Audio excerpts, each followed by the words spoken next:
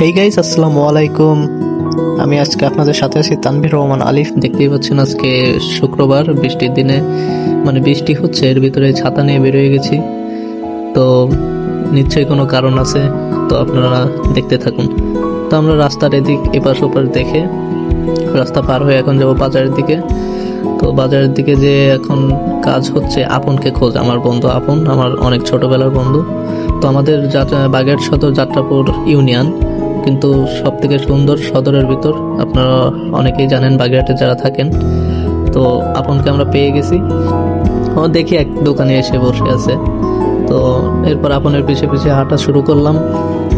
দেখতে দেখতে এখন হচ্ছে আমরা রওনা দিব হচ্ছে আমরা ফকিরহাট উপজেলা থেকে। তো ফকিরহাট বাজারে যাওয়ার মেইন টার্গেট, তো আমরা অটো নিয়ে নিছি।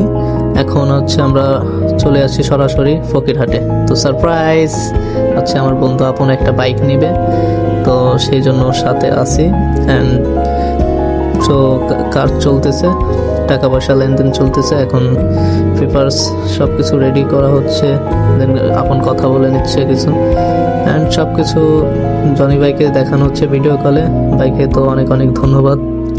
আপনের মামা, আমাদের ভাই, তো আর কি বলবো। তো আপনের তো অনুভূতি আসলে অসাধারণ হওয়ারই কথা, কারণ এই বয়সে একটি ছেলের একটি বাইক, তো ইমোশন। তো অ্যাট লাস্ট সব কিছু পেপার অ্যান্ড ডকুমেন্ট, তারপর চাবি শেষ, অ্যাট লাস্ট হচ্ছে আপনের হাতে বুঝাই দিল। তো বাইকের সব কাজ শেষ হওয়ার পরে আপনারা দেখতে পাচ্ছেন আমরা দুজনে মিলে বাসার দিকে রওনা দিলাম। এই অনুভূতিটা আসলে বোঝানোর মতো না। একটা ছেলের এই অনুভূতি আসলে সে কখনোই বলে প্রকাশ করতে পারবে না। তো সবাই ভালো থাকবেন, সুস্থ থাকবেন এবং নিজের খেয়াল রাখবেন।